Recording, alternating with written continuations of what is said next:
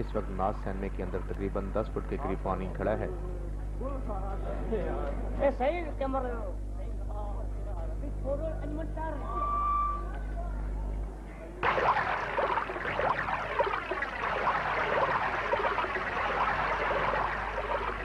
पानी की सतह मजीद चढ़ रही है और सैनमे के अंदर तमाम फर्नीचर तबाह हो चुका है।